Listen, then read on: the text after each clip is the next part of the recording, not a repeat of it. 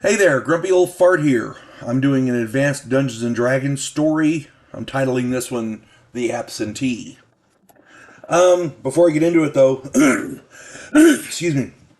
If you enjoy my content, it would really help me out if you would hit the like button, subscribe to my channel, excuse me, share my content on social media, and post a comment or two. Remember, I welcome your comments, even if you disagree with me.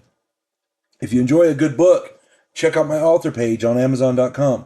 My pen name is H.L. Anderson, and you can get all of my books there. I like to think I write good stories that make you think. I hope you find at least one of my books that you enjoy. I have a variety of topics, and I hope you enjoy it. All right.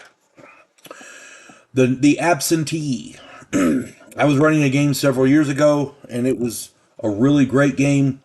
Not because it was my game, but rather that 5 of the 7 players, excuse me, were outstanding. The other 2 weren't bad, but the 5 of them were really outstanding.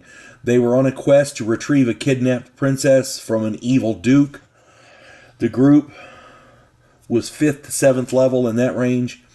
We were having such a great time. They had defeated a cohort of evil soldiers sent to dispatch them. Everybody was having fun. The group stopped in a little village to rest and recuperate.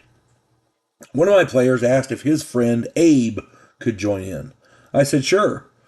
He was 22 and they said he was a good player. Okay, great, no problem.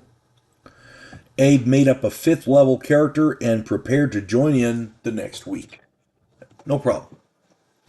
After they left the village, the next week when we started playing, the first thing they did was they acquired some fresh supplies, and then they left the village. The group had to move through a treacherous mountain pass. Abe was playing on his iPad.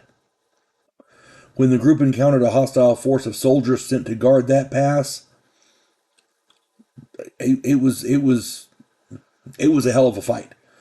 They had a hell of a time because I planned the opposition for 8 players, and Abe was ignoring the game for his iPad. They finally finished off the opponents and made camp near a little stream.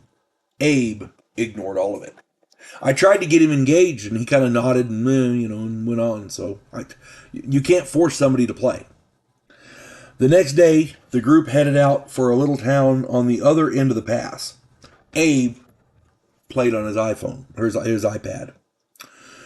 When they reached the town, they stabled their horses and headed for the inn.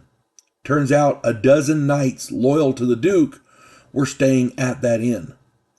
When the group walked in, the knights all drew their swords. Abe played on his iPad.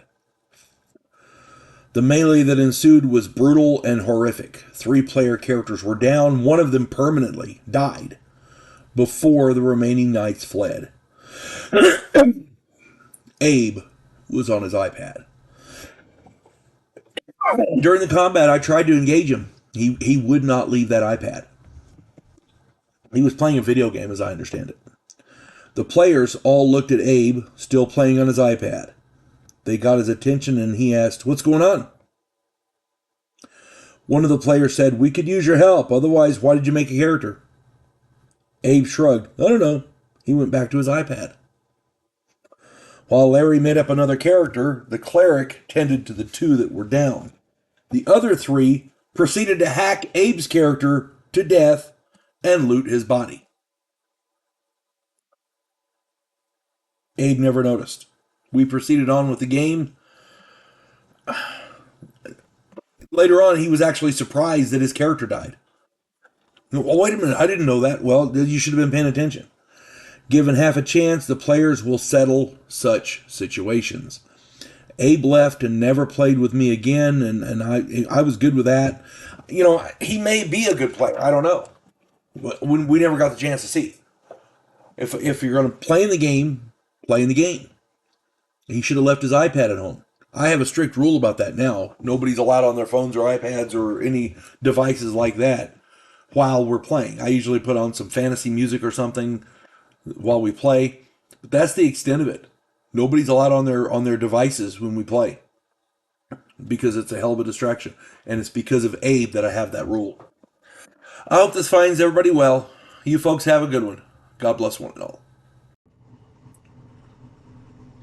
There is a house in New Orleans where the monsters all hang out. When the police detective, who happens to be a skinwalker squirrel, uncovers a plot by a paranormal perpetrator, he has to enlist the aid of his fellow housemates. If you enjoy a modern, quirky take on historical mythology, check out my new original novel, The House Off Farrago Road.